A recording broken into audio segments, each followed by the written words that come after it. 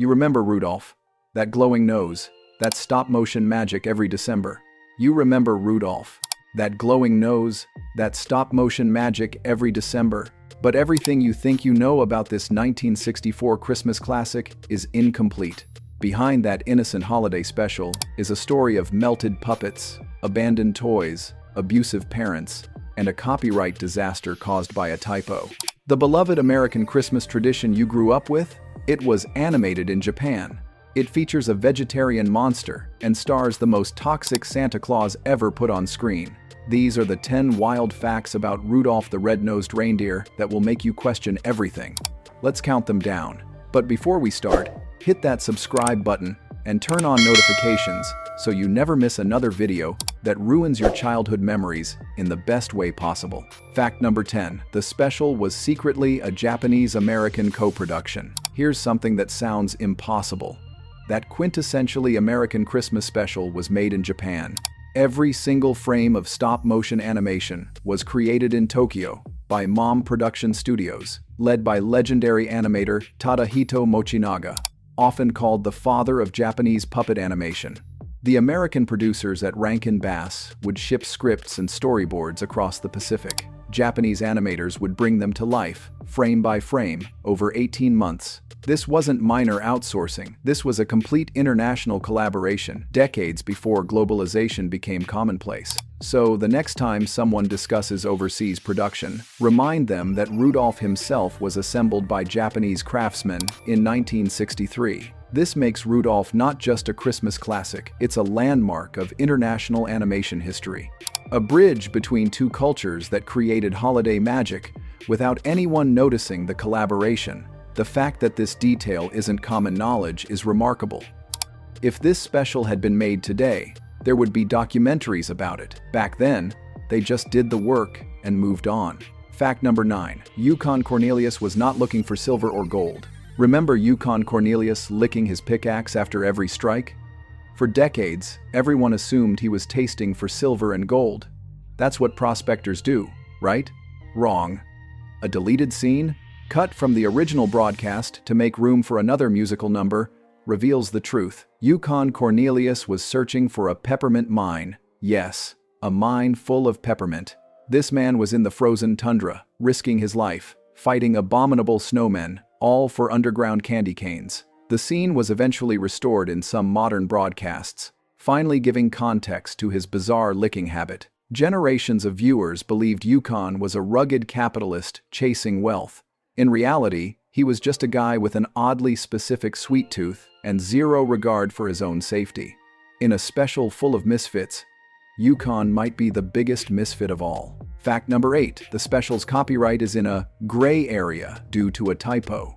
Despite being one of the most valuable Christmas properties in existence, the 1964 film exists in a copyright gray area. The original production company, Videocraft International, failed to properly renew the copyright in 1992. The reason?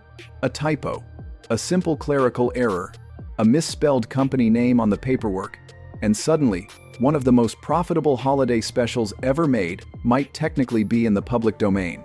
The original song and underlying story are still protected, but the specific 1964 stop-motion film itself remains legally murky. Media lawyers have debated this for years, creating a loophole that sounds as chaotic as the special itself.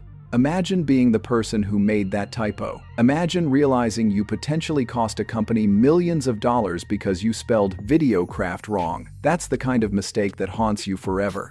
Fact number 7. The original puppets of Rudolph and Santa melted in an attic. The original screen-used puppets of Rudolph and Santa Claus were stored in a hot attic by a former Rankin employee. Extreme heat and humidity destroyed them. The delicate foam, latex, and glue deteriorated, cracked, and essentially melted into disfigured lumps. Most of them were lost forever. Only 2 survived. Rudolph and Santa. They were rescued, painstakingly restored, and eventually appeared on Antiques Roadshow, where they were appraised at over $10,000. In 2020, those 2 puppets sold at auction for $368,000. A melted, barely saved piece of stop-motion history became worth more than most people's houses. Hermie, Yukon, Clarice, the misfit toys, they're all gone, lost to time and poor storage decisions. It's a reminder that even beloved pieces of art are fragile and dependent on someone caring enough to preserve them. Fact number 6. The special was almost a musical disaster. Silver and Gold is one of the most enduring songs from the special, sung beautifully by Burl Ives as Sam the Snowman. But it was never supposed to be his song.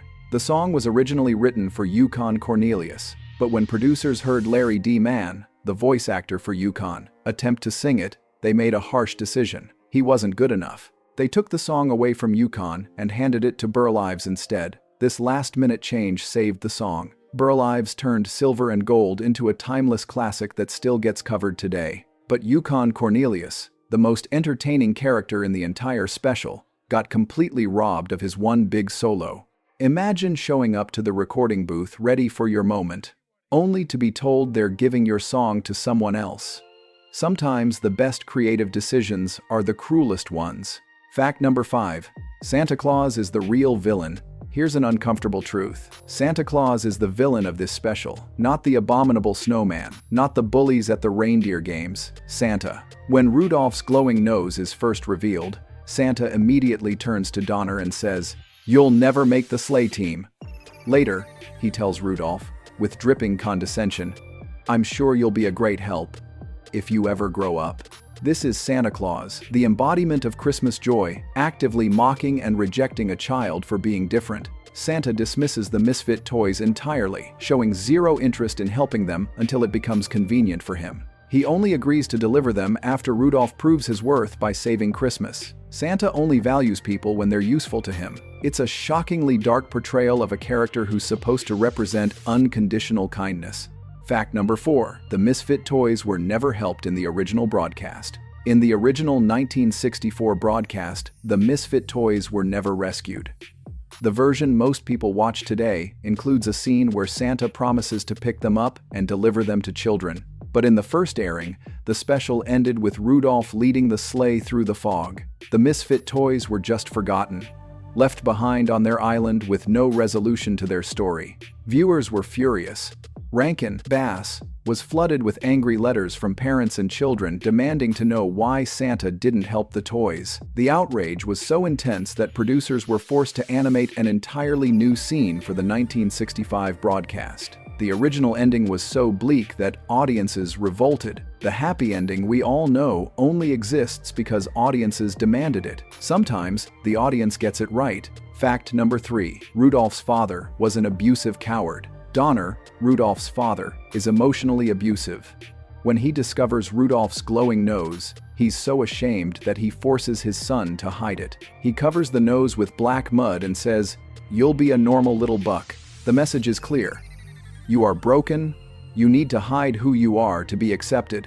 This is parental abuse disguised as protection. Donner isn't trying to help his son, he's trying to erase him. The special never really calls him out for it. Donner eventually comes around, but only after Rudolph proves his worth by saving Christmas. There's no apology, no acknowledgement of the harm he caused. Forcing a child to conceal a natural part of themselves to conform to social standards isn't just a 1964 problem. And the fact that Donner faces zero consequences makes this one of the darkest threads in Christmas media. Fact number 2. The abominable snowman was a vegetarian. The Bumble. The abominable snow monster. The terrifying beast that hunts Rudolph and his friends with murderous intent. Except here's the twist. He was a vegetarian. According to the original script and lore, the Bumble's motivation was never to eat the heroes. He just hated Christmas trees. That's it. He found them annoying and wanted to destroy them. When Hermie the elf pulls all of the Bumble's teeth in that famous scene, it's not a temporary solution, it's permanent. The Bumble can never eat anything again. Not meat, not vegetables, nothing. He's reduced to a harmless, tree-decorating giant who exists solely to place stars on top of tall pines. This creature went from being the most feared monster in the North Pole to being a toothless servant. In any other story, that would be tragic. But in Rudolph, it's played for laughs. Fact number 1. The special's most famous song was added years later. The most iconic song associated with the Rudolph special wasn't even in the original 1964 broadcast. Holly Jolly Christmas, sung by Burl Ives as Sam the Snowman, is so deeply embedded in this special that it's impossible to imagine it without that song. But when the special first aired in 1964, that song didn't exist in it. Instead, there was a completely different tune called Fame and Fortune, a darker, more cynical song about the fleeting nature of celebrity and how quickly success can fade. Producers realized that ending a Christmas special on a note of existential dread was maybe not the right tone. So in 1965, Holly Jolly Christmas was added, replacing the original song entirely. That one change fundamentally altered the tone of the entire special. Suddenly, instead of a cautionary tale about the emptiness of fame, it became a feel-good classic about acceptance and redemption. Without it, Rudolph would have been a much stranger, much darker piece of media. Here's one more thing that ties this whole story together. The voice of Rudolph himself was performed by a woman. Billie Mae Richards, a Canadian voice actress, provided the voice for the young reindeer, giving him that innocent, childlike quality. She was in her 30s when she recorded those lines. So the next time you hear Rudolph's sweet, youthful voice, remember that it came from a grown woman who had to channel the emotional vulnerability of a bullied child. It's one more layer of craftsmanship, one more hidden detail in this special. 10 wild facts about Rudolph the Red-Nosed Reindeer that prove this special is so much weirder and darker than you ever realized. It's a Japanese-American collaboration that almost had a terrible soundtrack. It features an abusive father and a villainous Santa. It exists in a copyright gray area thanks to a typo. The puppets melted. The toys were abandoned. The monster was vegetarian. And the most famous song wasn't even there at the beginning. If you thought Rudolph had wild secrets, wait until you hear what happened with Battle of the Planets in 1978. That show's behind-the-scenes story makes this look tame. Check out that video next. You won't believe what they got away with. And if you enjoyed this deep dive into your childhood, hit that like button, drop a comment with your favorite Rudolph memory, and subscribe for more videos.